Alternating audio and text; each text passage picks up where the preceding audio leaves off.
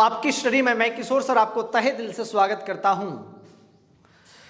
झारखंड में जो BEd entrance exams की फॉर्म अप्लाई हो रहा है उसका एग्जाम जो है 20 अप्रैल को डेट फिक्स किया गया है।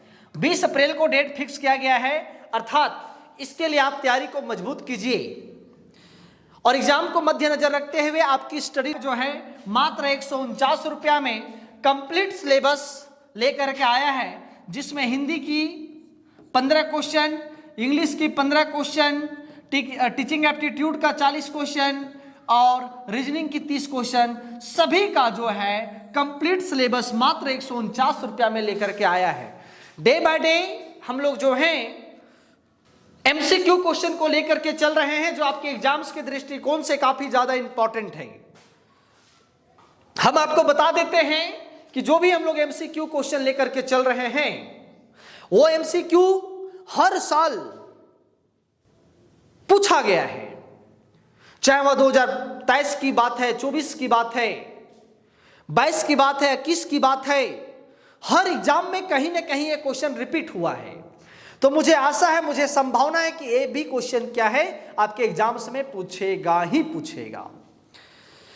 तो डायरेक्ट हम लोग बात करते हैं, हम लोग लेकर के चल रहे हैं। मैं फिर बता देना चाहता हूं कि अगर 2.5 लाख रुपया आपको बचाना है तो आपको 149 रुपया लगाना पड़ेगा।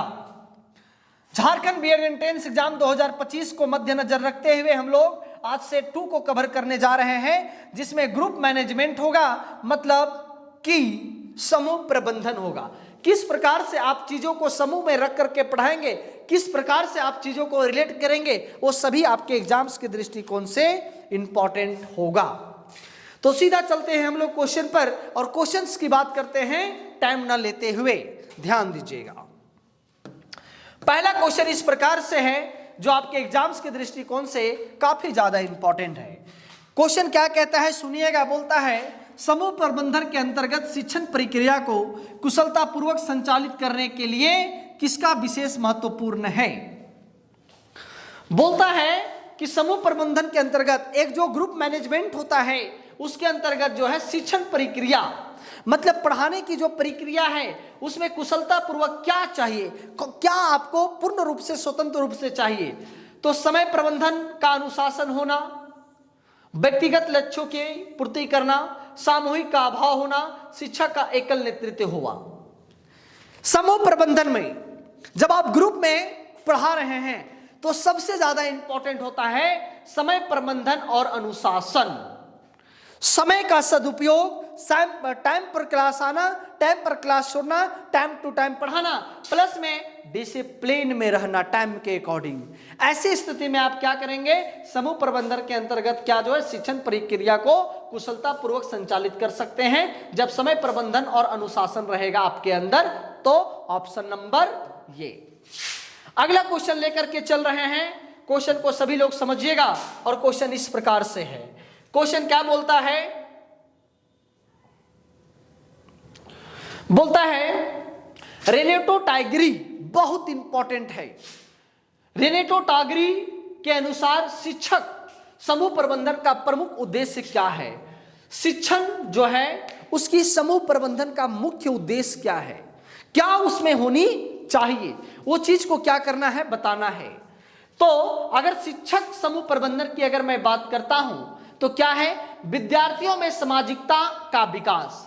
आप प्रत्येक विद्यार्थियों को सामाजिकता के बारे में बताइए कि समाज हमारे अंदर कैसे चल रही है, किस प्रकार से आवागमन हो रही है, हमारे समाज में किस प्रकार से रीति रिवाज चल रहा है, हमें समाज के लिए क्या करनी है। ऐसी स्थिति में जो है समूह प्रबंधन का प्रमुख उद्देश्य कौन दिए हैं, रेनेटो टाइगरी ने। बहुत इंपॉर्टेंट है। रेनेटो टाइगरी जो है क्या दिए हैं, विद्यार्थियों की क्या होनी चाहिए, सामाजिकता का विकास होना चाहिए। क्या होनी चाहिए, सामाजिकता का विकास होनी चाहिए। अगला क्वेश्चन इस प्रकार से है, क्वेश्चन नंबर 3 जो बहुत इंपॉर्टेंट है, ध्यान से समझिएगा।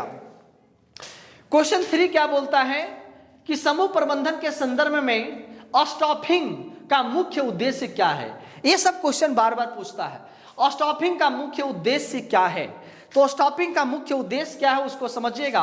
योग्य कर्मचारियों की नियुक्ति करना, कहने का मतलब क्या है, हम बता दे रहे हैं आपको कि जब तक आप एक योग्य टीचर की नियुक्ति नहीं करेंगे तब तक आपके बच्चों की सही शिक्षा नहीं मिल पाएगी, तब तक आपका समाज, आपका सकारात्मक सोच नहीं बदल सकती है। अर्थात महोदय साहब स्टाफिंग का मुख्य उद्देश्य क्या था समूह प्रबंधन में, तो योग्य कर्मचारियों की नियुक्ति करना। कहने का मतलब ईमानदार और शिक्षित अगर शिक्षक होंगे, अगर कर्मचारी होंगे, तो आप जो है सही गुण की रास्ते पर चले सकते हैं, अर्थात option number B, option number B. अगला क्वेश्चन इस प्रकार से है और क्वेश्चन कहता है क्या, समझिएगा, बोलता है ग्रिफिथ्स के अनुसार शिक्षण संस्थानों में कौन सी प्रणाली सर्वोत्तम कार्यात्मकता प्रदान करती है। ग्रिफिथ्स के अनुसार, एक महोदय साहब हैं ग्रिफिथ्स, उनके अनुसार शिक्षण संस्थानों में जहां पे शिक्षा होती है, उस स्थान में जहां पे शिक्षा दी जाती है, उस स्थान में सर्वोत्तम कार्यात्मकता प्रदान की जाती है। क्या ऐसा चीज है जो लोगों को प्रदान किया जाता है, तो क्या प्रदान किया जाता है, व्यवस्थागत प्रणाली। व्यवस्थागत प्रणाली का मतलब जो होता है कि आप अगर अभी 6 क्लास में हैं तो 7 क्लास में किस प्रकार से आगे बढ़ेंगे, आपकी क्या रणनीति होनी चाहिए, क्या आपकी कौशल होनी चाहिए, ठीक जी। तो ऑप्शन नंबर डी, क्या, ऑप्शन नंबर डी। अगला क्वेश्चन लेकर के चल रहे हैं और क्वेश्चन क्या कहता है समझिएगा, क्वेश्चन बहुत इंपॉर्टेंट है। क्वेश्चन बोला है, समझिए, फिर मैं बता देता हूं। बोला है क्वेश्चन, निम्नलिखित में से कौन सा कथन समूह प्रबंधन के संबंध में असत्य है। एक क्वेश्चन 2023 के एग्जाम में पूछ लिया गया है। बोला है कि निम्नलिखित में से कौन सा कथन समूह प्रबंधन के संबंध में क्या है, गलत है, असत्य है। बहुत ही इंपॉर्टेंट क्वेश्चन है। तो क्या है, बात को समझिएगा। असत्य की बात किया है, समूह में सामूहिक लक्ष्यों के महत्व होता है, एकदम सही बात है। समूह में सामूहिक लक्ष्यों की क्या होती है, बात होती है। समूह में अनुशासन की आवश्यकता होती है, एकदम सही बात है।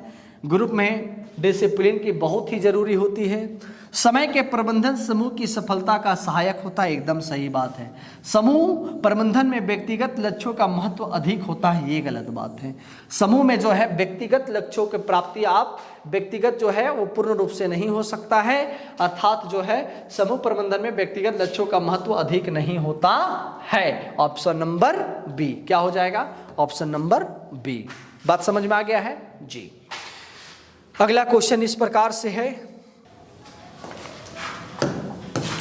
इस प्रकार से क्वेश्चन किया गया है, देखिएगा क्वेश्चन क्या बोलता है। बोलता है विद्यालय प्रबंधन के तहत संगठनात्मक प्रक्रिया का उपयोग मुख्य किसके लिए किया जाता है, मुख्यतः किसके लिए किया जाता है। बोला है विद्यालय प्रबंधन के तहत संगठनात्मक प्रक्रिया का उपयोग मुख्यतः किसके लिए किया जाता है। बहुत इंपॉर्टेंट सवाल है और इस सवाल का जो आंसर है, बोला है विद्यालय प्रबंधन। तो जब विद्यालय प्रबंधन किसके लिए किया जाएगा, विद्यालयों के उद्देश्यों के लिए। किसके लिए किया जाएगा, विद्यालय के उद्देश्यों के लिए। जो प्रबंधन जो है संगठनात्मक मतलब जो संगठन बनाया जाएगा वो किसके उद्देश्य के लिए किया जाएगा, विद्यालयों के उद्देश्यों के लिए किया जाएगा। जी हाँ। अगला क्वेश्चन इस प्रकार से है, क्वेश्चन को समझने का कोशिश करेंगे जी। बोला है भारतीय संविधान के किस अनुच्छेद के अंतर्गत शिक्षा का एक अधिकार आता है। बहुत इंपॉर्टेंट क्वेश्चन है, VVI क्वेश्चन है। अगर लगे तो इस क्वेश्चन को 1000 बार आप देख लेना, ये क्वेश्चन एकदम आएगा ही आएगा। बोला है कि शिक्षा संविधान, भारतीय संविधान के किस अनुच्छेद के अंतर्गत, किस आर्टिकल्स के अंतर्गत शिक्षा का अधिकार है। तो शिक्षा का अधिकार जो है 21 का ये किस पर है, 21 का ये आर्टिकल जो है 21 का ये में जो है शिक्षा का अधिकार बताया गया है। बहुत ही इंपॉर्टेंट सवाल है, ठीक जी। अगला क्वेश्चन लेकर के चल रहे हैं जी। अगला क्वेश्चन बोला है, क्या बोला है समझिएगा, बोलता है समूह प्रबंधन में समानता के सिद्धांत का क्या उद्देश्य है। समानता का सिद्धांत मतलब सबको समान अवसर देना। शिक्षा समूह में सबको समान अवसर देना, सबको समान व्यवहार करना। समानता मतलब इक्वल, ठीक है। तो शिक्षा समूह में आपको बताना है, बोलता है कि सभी छात्रों के प्रति निष्पक्ष व्यवहार करना, ये तो बात सही है। व्यक्तिगत हितों की रक्षा करना ये गलत बात है, व्यक्तिगत हितों की रक्षा करना गलत बात है। अनुशासनहीनता का बढ़ावा देना एकदम गलत बात है। छात्रों को भेदभाव करना एकदम गलत बात है। तो सभी छात्रों को प्रति निष्पक्ष व्यवहार रखना, यही है क्या समूह प्रबंधन का समानता। समझ में आ गया, समूह प्रबंधन का क्या है, समानता जी। तो ऑप्शन नंबर क्या हो जाएगा, ये हो जाएगा। अगला क्वेश्चन इस प्रकार से है और क्वेश्चन बोलता क्या है समझिए। किस सिद्धांत के अनुसार प्रत्येक कार्यकर्ता को स्पष्ट निर्देश दिए जानी चाहिए। किस सिद्धांत, कौन सा ऐसा थ्योरी है, कौन सा ऐसा थ्योरी है जिसके तहत जो है शिक्षा को क्या कर सकता है। सिद्धांत के अनुसार प्रत्येक कार्यकर्ता मतलब जो भी कार्य कर रहे हैं उसको स्पष्ट निर्देश दिया जा सके या स्पष्ट जो है वो डिसीजन सुनाया जा सके। ये कौन सा सिद्धांत है, जी हाँ, ये कौन सा सिद्धांत है, इसको क्या कहा जा सकता है, तो निर्देशन सिद्धांत। कौन सा सिद्धांत है, निर्देश देना मतलब निर्देशन सिद्धांत, निर्देश देना मतलब निर्देशन सिद्धांत। बात समझ में आ गया है, ऑप्शन नंबर सी। अगला क्वेश्चन लेकर के चल रहे हैं और अगला क्वेश्चन कहता है, क्या कहता है समझिएगा, बोलता है शिक्षक संस्थानों में विद्यार्थियों, शिक्षकों एवं प्रबंधकों के बीच समन्वय स्थापित करना ही शिक्षा का मुख्य लक्ष्य है। यह किस सिद्धांत का आधारित है, बहुत इंपॉर्टेंट है। मतलब इसमें आ रहा है विद्यार्थी भी, शिक्षक भी और प्रबंधक भी, मतलब सभी लोग साथ में, सभी लोग साथ में। तो जब सभी लोग साथ में होगा तो कौन सा सिद्धांत होगा, संगठनात्मक सिद्धांत। कौन सा होगा, संगठनात्मक सिद्धांत मतलब ग्रुपन्स, ठीक है। संगठनात्मक सिद्धांत के अंतर्गत जो है विद्यार्थी, शिक्षक और प्रबंधक सभी लोग जो है मिलकर करके समन्वय स्थापित करेगा, उसको क्या कहेंगे, संगठनात्मक सिद्धांत कहेंगे। क्या कहेंगे, संगठनात्मक सिद्धांत कहेंगे। ऑप्शन नंबर सी बोलेंगे। बात समझ में आ गया। अगला क्वेश्चन लेकर के चल रहे हैं जो बहुत ज्यादा इंपॉर्टेंट है। मैं आपको बता देता हूं मेरे साथियों कि ये जो क्लास है बीएड एंट्रेंस की है। किसकी है, बीएड एंट्रेंस की है। जो 2025 में तैयारी कर रहे हैं उसके लिए क्लास जो है बहुत ज़्यादा इम्पॉर्टेंट है, ठीक है। जो 2025 में एंट्रेंस की तैयारी कर रहे हैं उसके लिए बहुत इम्पॉर्टेंट है। अर्थात आपको मात्र 149 रुपया में दिया जा रहा है, जो झारखंड में सबसे सस्ता है, जो झारखंड में सबसे सस्ता है, जी हाँ। तो अगला क्वेश्चन लेकर के चल रहे हैं, समझिएगा क्वेश्चन क्या बोलता है।